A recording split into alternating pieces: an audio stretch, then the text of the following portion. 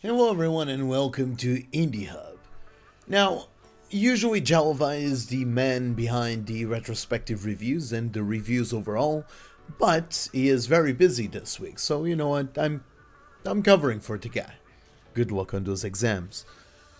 So with Doom Eternal right around the corner, we here at Indie Hub figured right now is the best time to take a good look back at what was the best shooter to come out in 2016.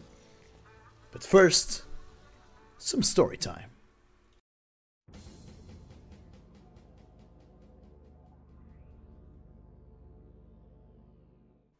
Doom is one of the oldest first-person shooters out there, almost as old as that toaster you have in the kitchen, as well as one of the most successful too. The first game, titled Doom, came out in 1993, and, well, to put it simply, it was an instant success, with everyone praising the game for its fast-paced action and very impressive shooting mechanics for its time. Its sequel, Doom 2, asked Doom to hold his beer and then went out to become one of the most sold games in the 90s, with over 1.5 million copies sold worldwide. Yes, that was a lot back then. But then, after what it felt like a billion sequels, ports and spin-offs, the franchise kinda took a 12-year break, with a very occasional remaster here and there. And it all started with one game. Doom 3.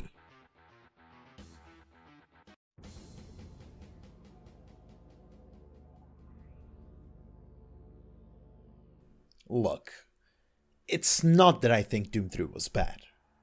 In my opinion, far from it. But before Doom 3 came out, I never really experienced any Doom before. As such, I wasn't really familiarized with the type of game Doom was. But now that I've played all the mainline Doom games, I can clearly see why the Doom name was what made Doom 3 fail. Allow me to explain. The Doom series has this one rule. You can't really spend more than 5 seconds without killing a demon. So, the maps were designed around the idea of constantly pew-pewing and dodging demons like we all dodge responsibilities. Doom 3, however, went on a totally opposite direction from its predecessor, opting to focus on a more atmospheric horror scenario with monsters, especially in the early game, serving more for a jump scare rather than serving the tip of your shotgun. It's not like you didn't have those frantic battles with a screen full of monsters, it's that throughout half of the game, those fights were kinda far in between. And, to put it lightly, it was kind of a blue ball for a Doom fan. If perhaps the game had another name, it would have sold far better than it did. Everything like level design, weapons, story and characters just didn't felt like a proper Doom, but rather an attempt at a spin-off no one really asked for. I guess what I'm trying to say is that if Doom was a McDonald's, Doom 3 is the McDonald's soup.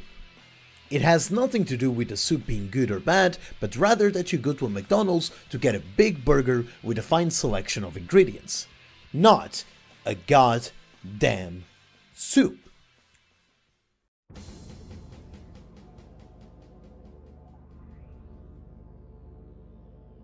And then, after 12 long years, it finally happened.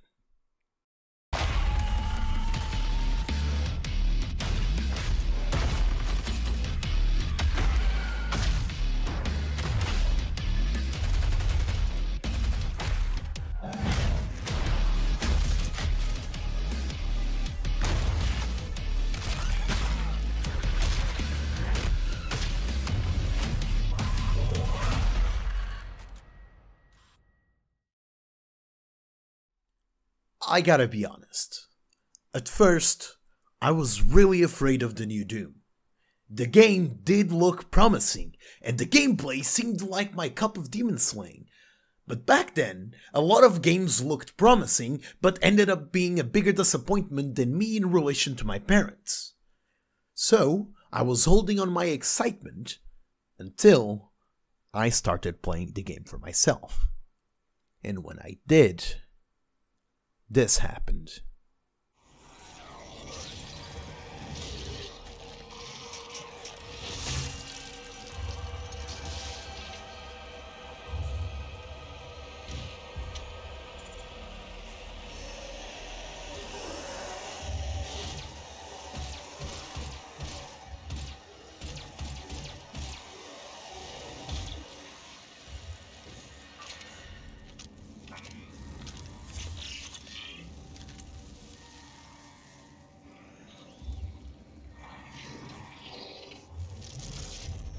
You can see exactly what type of direction the game is being taken, just in one room alone.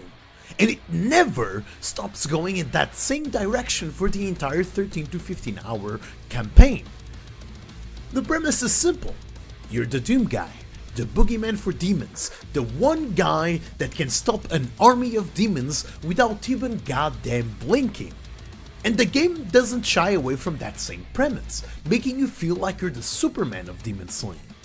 The movement, even 4 years later, feels incredible. Along with some clever level design, you're gonna be constantly moving, jumping and stomping those pesky imps out of this world, and it feels great.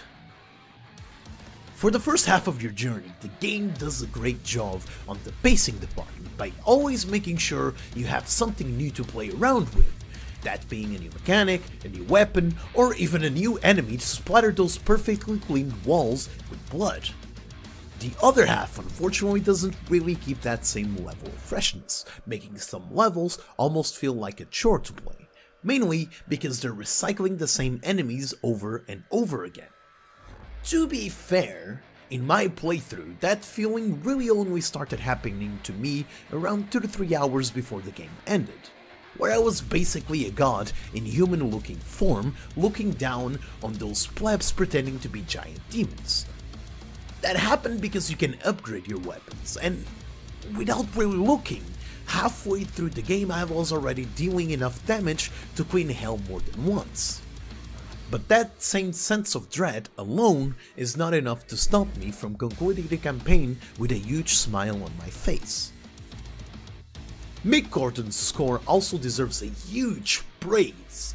This man somehow made sure that his score perfectly encapsulated whatever the Doom player is doing. Just have a listen.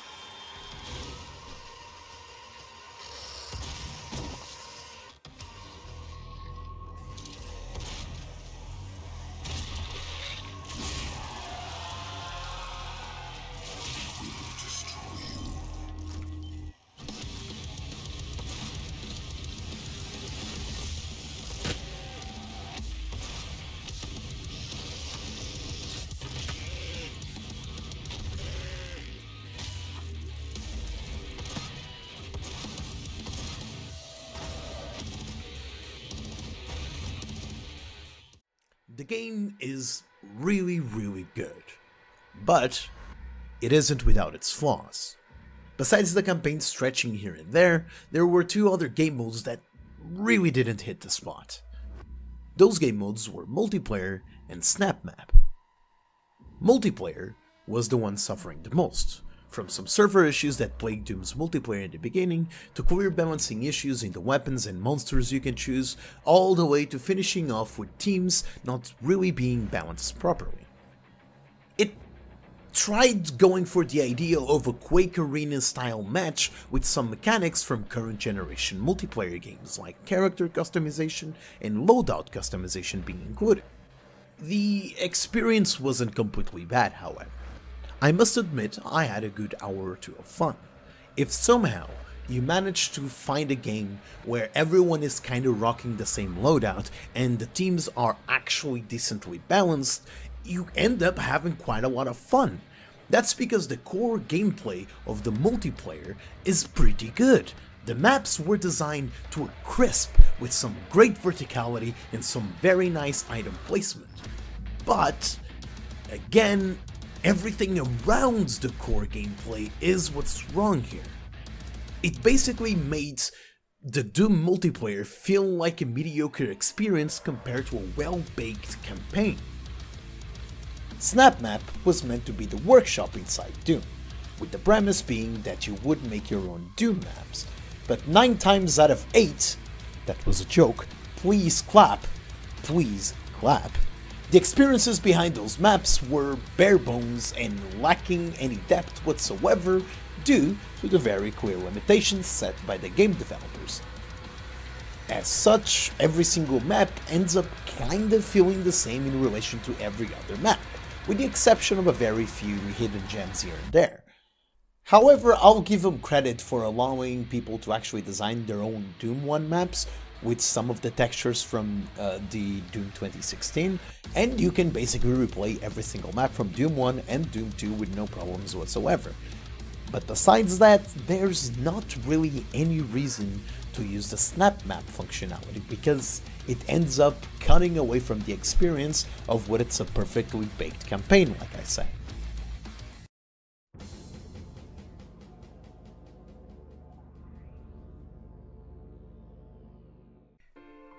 Doom 2016 is not perfect, but it saved the once doomed franchise and elevated said franchise to Super Saiyan levels, and its sequel is also shaping out to be Doom, the 2016 version, on goddamn steroids.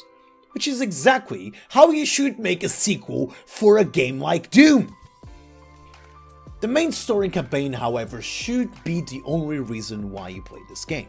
But again, that's like saying that you should only go to a McDonald's if you feel like going for a burger. That's kind of the point, isn't it? You can find the game pretty cheap these days, and if you do, don't skip out on this testosterone-filled demon butt-kicking. Stay tuned for our Doom Eternal review and our podcast talking about our very first impressions from the Indie Hub staff. Also, don't forget to show some appreciations to the like button and hit the subscribe button while we're at it. Hit it! There you go. I'll see you guys next video, boys and girls. Stay safe.